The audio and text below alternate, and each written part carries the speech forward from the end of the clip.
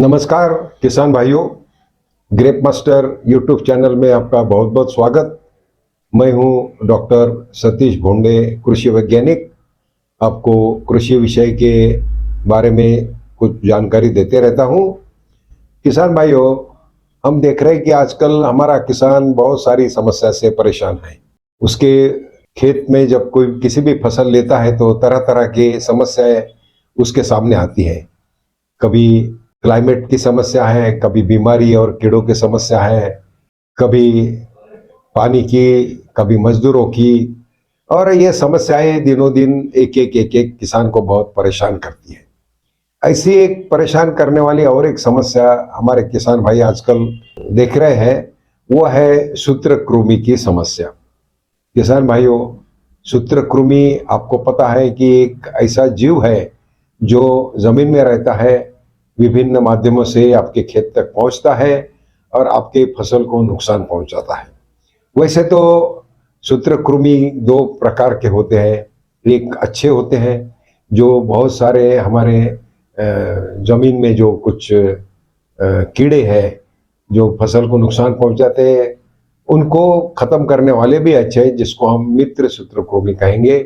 और कुछ ऐसे होते हैं जो फसल को नुकसान पहुंचाते हैं, जैसे रूट नॉट नेमाटोड है, सिस्ट नेमाटोड है और अन्य इसके कई प्रकार हैं। तो किसान भाइयों, हमें ये थोड़ा सा इसके बारे में जानकारी लेना इसलिए ज़रूरी है कि किसानों के मन में कई सारी इसके बारे में गलत फहमियाँ हैं। एक तो ये है कि ये जो नेमाटोड है बहुत ही माइक्रोस्कोपिक होता है, मतलब खुली आंखों से ये कभी दिखता नहीं। बहुत सारे किसान वायर वर्म या अन्य मैगट को देख करके कहते हैं कि ये सूत्रकृमि है, लेकिन ऐसा नहीं होता है। सूत्रकृमि खुली आंखों से दिखता नहीं है, बहुत सूक्ष्म जीव है और ये लंबा होता है। और इसकी जो गति है वो दो तरह की होती है। एक तो जैसे माइक्रोस्कोप के नीचे देखेंगे, एक तो बहुत जल्दी जल्दी मतलब भागने वाले, और दूसरे धीमे धीमे भागने वाले। तो मित्रों, ये जो धीमे भागने वाले होते हैं ना, ये थोड़े अपने लिए नुकसानकारी होते हैं, और जो तेजी से भागने वाले होते हैं वो हमारे मित्र होते हैं। ये एक मोटी पहचान इसकी है। लेकिन अब ये समझना भी जरूरी है कि कहाँ से आते हैं ये निमेटोड हमारे खेती में। तो इसके अलग अलग स्रोत है मित्रों। एक तो यदि हम एक खेत में लगातार कोई फसल ले रहे हैं और इस फसल में अगर पहले निमेटोड का प्रकोप है और उसी जमीन में उसी फसल को या उसी फैमिली की फसल को हम बार बार ले रहे हैं, तो ये सूत्रकृमि का प्रकोप ये बढ़ता है।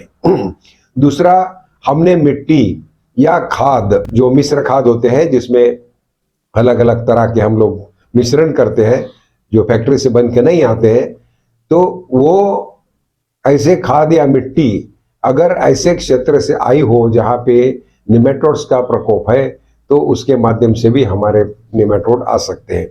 तीसरा होता है बीज, या बीज के लिए हम जो इस्तेमाल करते हैं प्लांट पार्ट, वो जैसे लहसुन की कलियां हो गई या आपके आलू हो गए, तो जिसका हम वेजिटेटिव पार्ट प्रयोग करते हैं, इसके माध्यम से भी ये निमेटोड आपके खेत में आता है। तो ये कुछ जानकारी ऐसी है। अभी आप पूछेंगे कि इसका प्रकोप क्यों बढ़ रहा है। इसका प्रकोप मित्रों इसलिए बढ़ रहा है कि हमने ध्यान नहीं दिया कि क्रॉप रोटेशन करना है, फसल चक्र को अपनाना है, अपने खेत में ग्रीन मैन्यूरिंग या हरी खाद को बीच बीच में लगवाना है, अपने खेत को कुछ समय तक खुला छोड़ना है जिससे इसका नाश हो जाए। और हम लोग जो बीज लाते हैं या जो मटेरियल हम परचेस करते हैं अपने खेत में डालने के लिए, उसकी कभी हम जांच नहीं करते कि इसके साथ में हमारे खेत में निमेटोड तो नहीं आ रहा है। ये कुछ मोटे मोटे कारण हैं जिसके माध्यम से ये निमेटोड हमारे खेत में आ सकते हैं। दूसरा ये एक है कि क्लाइमेट चेंज जो आया है, जिसमें जमीन की नमी बढ़ गई है, जमीन में हवा का प्रमाण कम हो गया है, तो जमीन में जो अन्य और अच्छे जो सूत्र होते हैं, अच्छे जो माइक्रोब्स होते हैं, उनकी संख्या धीरे धीरे कम हो गई। और जो शत्रु होते हैं जो जमीन को नुकसान पहुंचाते हैं, हमारे फसलों को नुकसान पहुंचाते हैं, उनकी संख्या बढ़ रही, क्योंकि हमने ऐसे केमिकल्स का, ऐसे रसायनों का प्रयोग किया है जो इनके लिए हानिकारक साबित हो। तो ये सब कारणों से हम देख रहे हैं कि सूत्रकृमि का प्रकोप बढ़ रहा है। दूसरा एक जो पॉली हाउस या सुरक्षित खेती होती है, उसमें यदि हम भूमि का या मिट्टी का सोलराइजेशन नहीं करते या डिसइंफेक्शन नहीं करते, उसका निर्जंतुकीकरण नहीं करते, तो यहाँ पे ऐसे निमेटोड्स की या सूत्रकृमि की संभावनाएं और बढ़ती हैं। तो ये सारा तो मैंने बताया सूत्रकृमि के बारे में, उनके बारे में। अब ये आप जरूर जानना चाहेंगे कि इससे हम निपटारा कैसे पाए या हम कैसे इनसे छुटकारा पाए।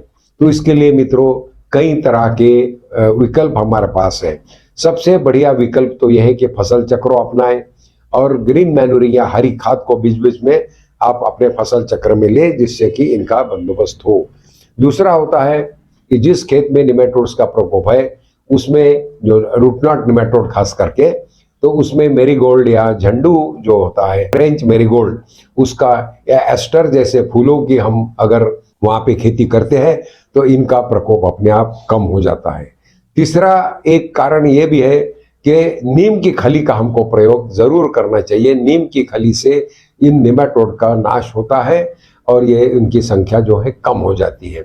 इसके साथ में कुछ हमारे पास केमिकल पर्याय भी है, जिसमें कार्बोफ्यूरान जैसे दानेदार कीटनाशक, इनका प्रयोग भी आप इनकी रोकथाम के लिए कर सकते हैं यदि प्रकोप ज़्यादा है तो। लेकिन यदि प्रकोप ज़्यादा नहीं है तो हमारे पास जैविक विकल्प है। जैविक विकल्प में एक है ट्राइकोडर्मा हर्जियनम। आप ट्राइकोडर्मा को जानते हैं, बहुत सारे लोग इसका प्रयोग भी कर रहे हैं।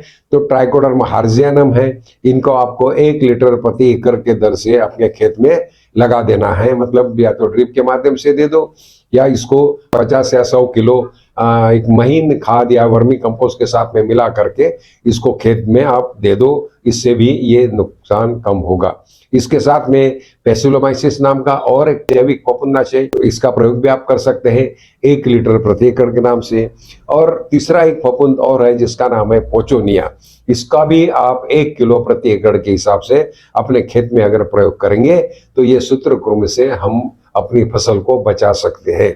साथ में ये भी देखना है कि बहुत ज़्यादा केमिकल का प्रयोग हमें करने की ज़रूरत नहीं है। जैसे मैंने पहले ही बताया कि केमिकल का ज़्यादा प्रयोग हमारे मित्र सूत्रकृमि को भी नुकसान पहुंचा सकता है।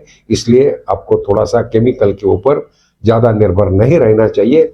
जैविक का ज़्यादा से ज़्यादा आपको प्रयोग करना चाहिए और अन्य जो विकल्प है मैंने जो बताए उसको हमें लेना चाहिए। ये निमेटोड की समस्या लहसुन में आ रही है, टमाटर में आ रही है, मिर्च में आ रही है, शिमला मिर्च में आ रही है, जो कद्दू वर्गीय फसलें हैं उनमें आ रही है, बैंगन में है, आलू में है। बहुत सारी फसलें हैं जिसमें ये निमेटोड्स की सूत्रकृमि की समस्या बढ़ती हुई दिखाई दे रहे हैं। और यदि हम ये इसको अच्छी तरह से निपटारा नहीं करेंगे तो हमारा बहुत नुकसान होता है। इसके लक्षण भी आपको तुरंत पता लग जाते हैं कि अचानक से पेड़ सूखने लगता है। अगर रूट नॉट निमेटेड है तो उसके जड़ों के ऊपर गांठें दिखाई पड़ती है।